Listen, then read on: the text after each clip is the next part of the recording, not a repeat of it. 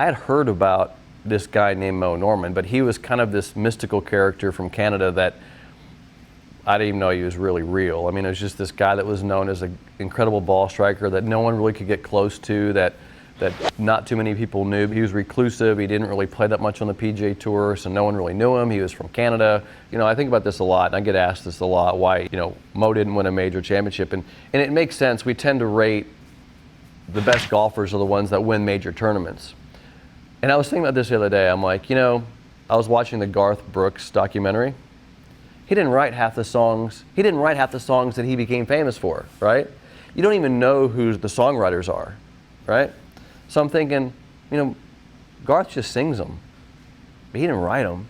And the songs are incredible, right? Moe is like a songwriter to me. He has written this incredible song, right? This golf swing. He's just not going to be the one that's going to win a major championship with it. So that's what I see in Moe Norman.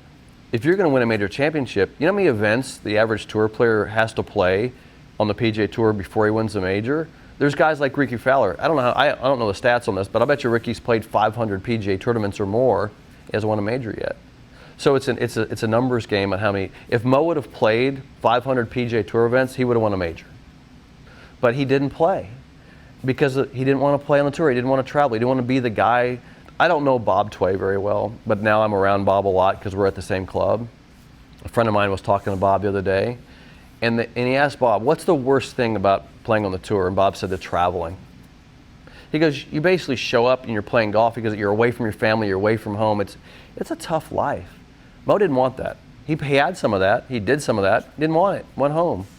But that doesn't mean he doesn't have an incredible golf swing. It doesn't mean that he didn't discover something that might be great for everybody to learn just because he didn't win a major.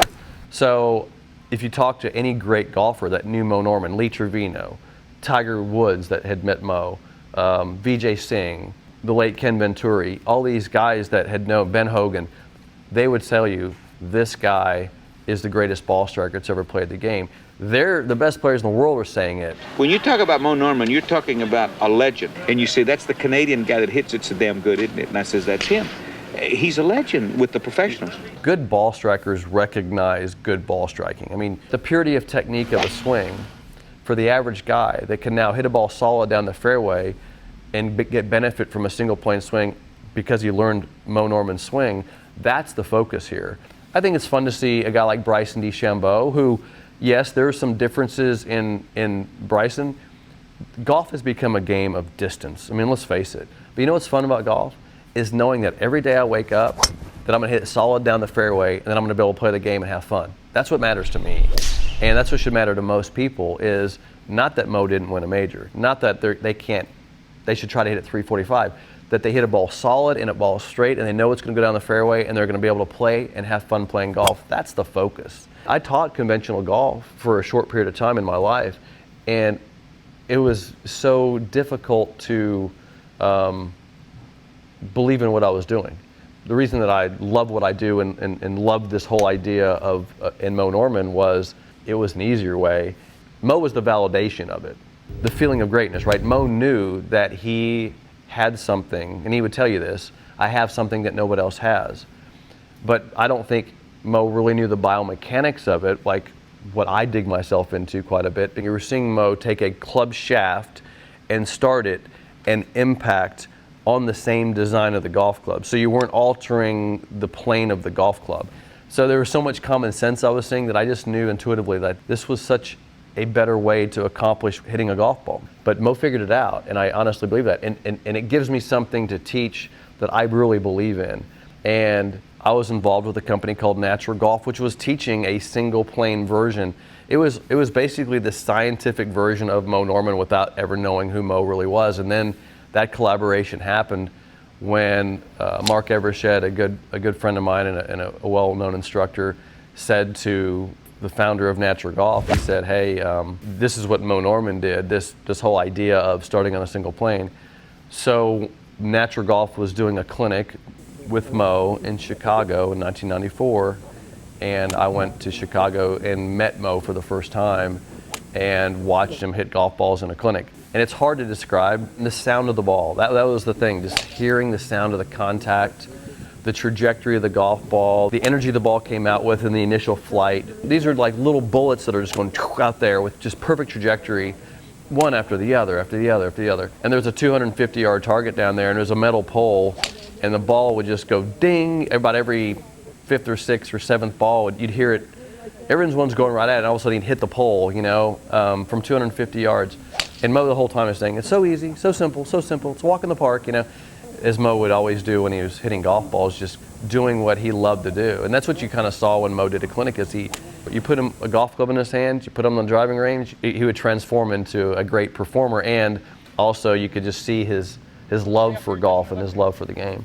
So as he's doing this clinic, he's going through the bag, and I gotta tell you, this driving range he was doing a clinic on, the ground was hard, it was not a nice driving range, the balls were crappy, and Moe hated hitting crappy golf balls, because you can hit a crappy golf ball, it doesn't fly right. And what was funny is, I met Moe that day after the clinic, I sat down with him, and I asked him a couple of questions. I said, how'd you learn to do that? And he said, hard work, you can't buy it, and I thought that was interesting. And then he let me hit some of his clubs. Now, keep in mind that a year before this clinic, I had seen him on video, right? So I was already doing it. I was already somewhat doing it. I wouldn't say that I was perfect by any means, but I was in Moe form, and I asked him to hit some of his golf clubs, and when Moe would do a clinic, his clubs would be scattered everywhere. It looked like somebody just took the trunk of their car and just dumped it on the range, and so he saw these clubs everywhere. So Moe's clubs were laying around, and I asked him, can I hit your 8-iron? And he said, sure. And so I started, and he go, ooh, looks like me without a belly, because I was imitating Moe. I had done this for a year, so I was very close to being able to pretty much do what he had talked about. So Moe and I, became friends, and we'd spend time doing clinics, hitting balls, and playing golf. And I spent as much time as I could when he was free and I was free. But then I got to know him as a person. I got to know, who he was, and so there's that side of Moe. There's my friend Moe Norman, who is like all your other friends, has his idiosyncrasies, and you just appreciate him and love him for what he is. And that's the Moe that I knew, aside from the golf side of Moe, which I got to know over the 10 years. His birthday was July 10th, so I'd always try to go sometime in early July. And there's times we'd go hit balls on the range on his birthday, and I'd take him to dinner or whatnot. In the particular video, the last round that I played with Moe, Moe. So this was 2004. This is the year Moe passed away. So I once again was making a trip, and I usually went with Larry Olson, who is the president of Natural Golf Corporation. Larry is really the reason most people know Moe Norman, because Larry loved Moe Norman. Larry loved who he was. He loved the golf swing. He loved everything about what Moe represented, and was instrumental in getting Moe on the cover of Golf Digest. If you see the 95 issue of Golf Digest, you're seeing Moe on the cover of that, and then you see a nice 26-page article about Moe and the single plane swing. That was Larry Olson's doing, and if that wouldn't have happened, you wouldn't have seen the deal with Titleist ever happen for Moe. You wouldn't have seen Moe Norman becoming a sports figure.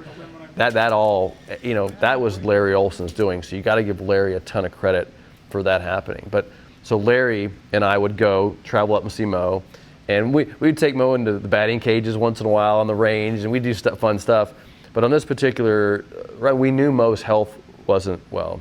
So we had an inclination this may be the last time we'd get to spend time with Moe. Then we got crazy guys on film. And the other thing too is Barry Morrow, who had written a screenplay about Moe, we're trying to get the movie thing happening, and we wanted Moe to be encouraged. Especially if the movie comes out too, that's 5 or 10 million. Yeah. And 4%. You mean once the movie is done? Okay.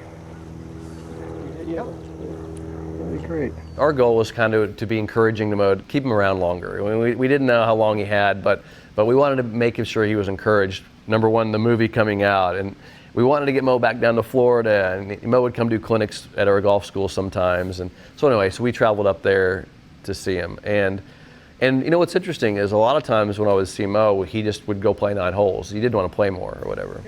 But he wanted to play 18 holes this day. I mean, he wanted to keep playing. Great, Moe. So after we get warmed up, we go to the first hole, and Moe turns to me and says, I figured out putting.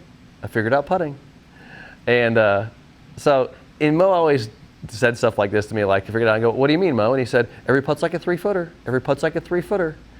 And I said, okay. I said, well, let's see. And I'll swear to this day, Mo's swing always looked the same to me, but he aged, right? So you'd see his swing a little shorter and he wouldn't move as fast.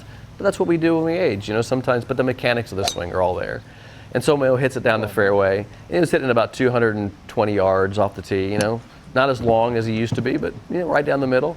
Hits a shot to the front of the green, a 7-iron to the front of the green. So he's on the front right of the green. And I'm tending the flag.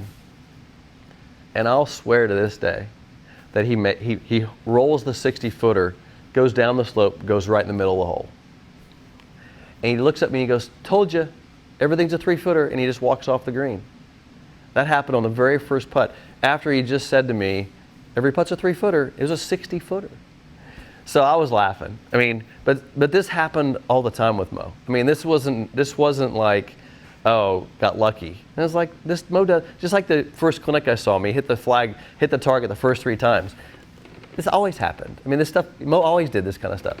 So we kind of played along, and I don't think he always believed that I was on track. Like sometimes, you know, but this time he finally said to me, he says, I never thought I'd see it. Never thought I'd see it. I said, see what? And he goes, I never thought I'd see somebody just like me playing golf just like me. Like he was impressed that I had, you know, pretty much kind of figured it out. And he was impressed by that. And he said, and he was the whole time he's saying, I can't believe somebody dedicated their whole life to my swing. I can't believe that, you know. So that was really encouraging to me that Mo was recognizing that and knowing what I had done and how I was building an entire academy around his swing and all that. So we talked about a lot of that. But we get to this one shot. Mo hits this little wedge shot. Like he's in the fairway, hits the wedge shot. And I noticed that when he hit the shot, he didn't look up. Like he just kept his head down. Nice. Nicely done. I go, Mo, what was that? And he goes, the Rockaway shot. Mo had this little shot, and he called it the Rockaway shot. Why do you call it the Rockaway move? That's the Rockaway move. What does that mean? Stay on the right foot longer and hit it straight up in the air. Why do you call it the Rockaway move? Because that's the only shot that would hold the greens where he learned to play. Huh. They were so hard. Oh, the greens are so hard? Oh, they were murder. The Rockaway move. So he showed me a little Rockaway shot, little wedge shot out there, which Mo was always kind of showing you stuff if you asked. That was kind of a normal thing when you played around with Mo, is him kind of hitting a fade, hitting a draw, hitting it straight, just at whatever you asked him to hit. So that's kind of what we did. And what's funny is we played 9 holes, and then we had a hot dog at the turn, and we're sitting in the golf shop. And I thought, you know, maybe Mo doesn't want to play anymore. And sure enough, he says, just go play 9 more. So we go out and we played the back 9.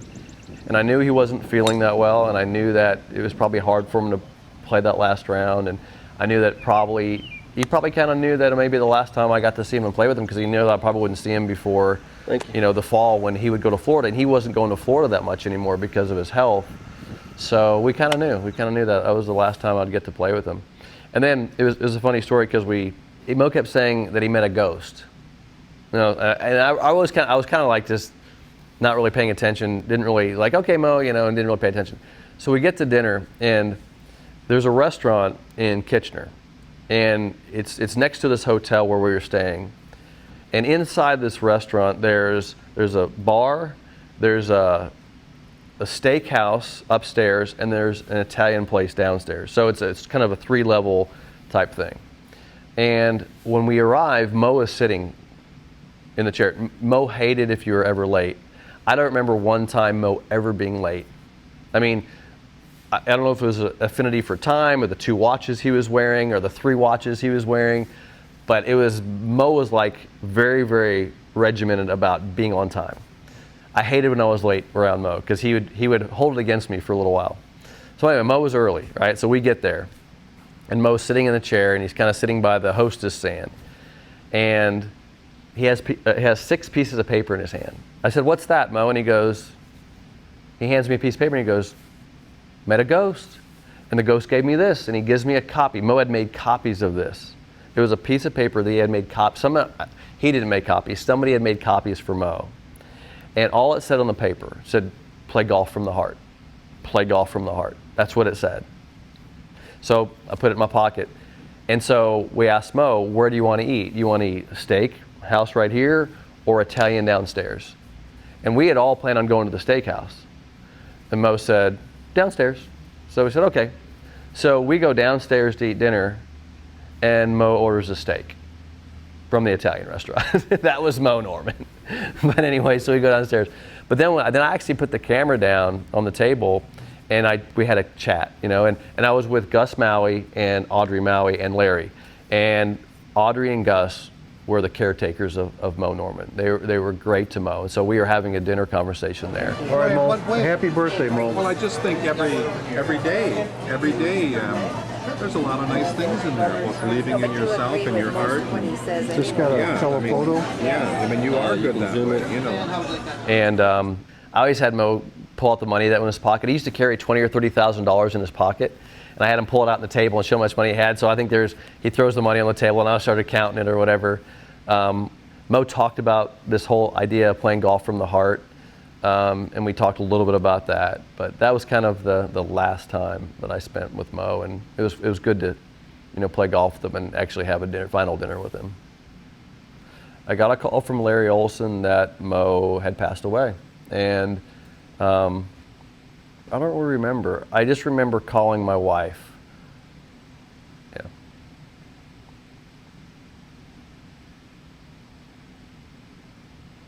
Yeah.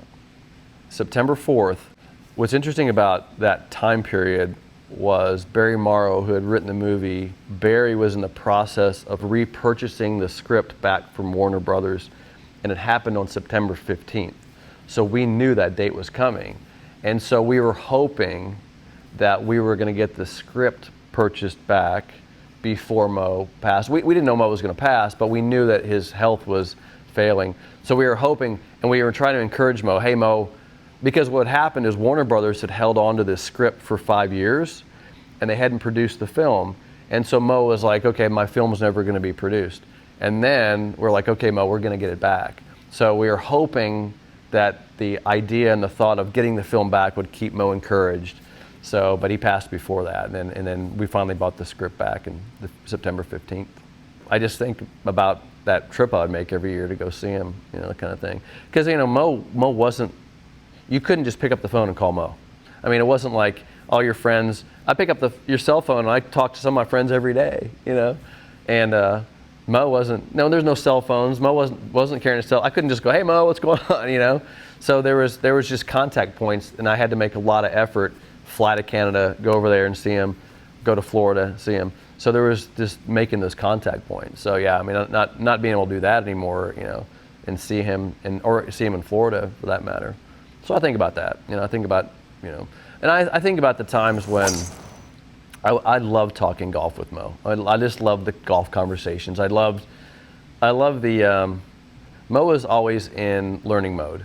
So all good golfers are always in learning mode. You're always learning a new shot. You're always learning a new feeling. You're always, you know, it's always this kind of never-ending quest for just golf, you know. And Moe was always in that mode. So when I'd see Moe, he'd have all these new ideas and all this new stuff he'd been thinking about, and we'd have golf conversations, you know. We'd speak the language, and I miss that. That was fun. That was always fun.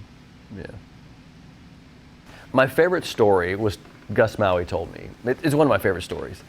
And it was where, and Gus told the story, and I hope I get the story semi-right, but Gus said that there was a tournament where, you know, Moe used to sell his prizes. So, and if people don't know, so if you had a first place prize, second place prize, and third place prize, and let's say the first place prize was a refrigerator, and the second place prize was a toaster. Well, I asked Moe one time, I said, how many times, and what Moe would do was he would sell the prize before the tournament. In other words, to make some money, this is why Moe got in trouble, because he would go to you and say, what do you want, a refrigerator, a toaster, or a whatever? And you'd say, I want the toaster. Well, it was second place prize. So Moe would finish second on purpose to make cash, to make some money for selling you the toaster. So I asked Moe the question, I was like, how many times did you finish second on purpose? And he says, 20. 20 times. He finished 22nd 20 times. So we always go, well, Moe had 54 tournament wins or whatever. He had 22nd place finishes that we don't even know about because he was trying to make some cash on the side. Those are great stories. And Gus told me a story where he said that Moe had sold the first place prize, which was one of the first gas lawnmowers. So, in other words, Moe went around and he found somebody to buy a gas lawnmower. And so Moe won the tournament, and Moe is on the practice green. 5 people show up on the green to collect their lawnmower. Moe had sold the lawnmower 5 times. And so the sponsor of the tournament, who gave the lawnmowers had to come up with 4 additional lawnmowers to give away. That's Moe Norman right there. I mean, that's a great story. And so that's Moe. And how many times did he do that, you know? So it was funny to hear like sponsors had to kind of cover him, you know, cover for him. That's great.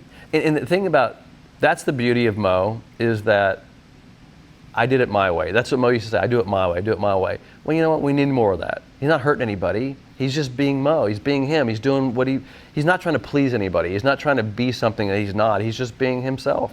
That's the beautiful thing about Moe. That's the character. That's not just the golfer guy. I mean, I'm interested in the amazing golf swing, Moe Norman, and that's what I'm so intrigued by, because I love the golf swing, and Moe was the epitome of that for me.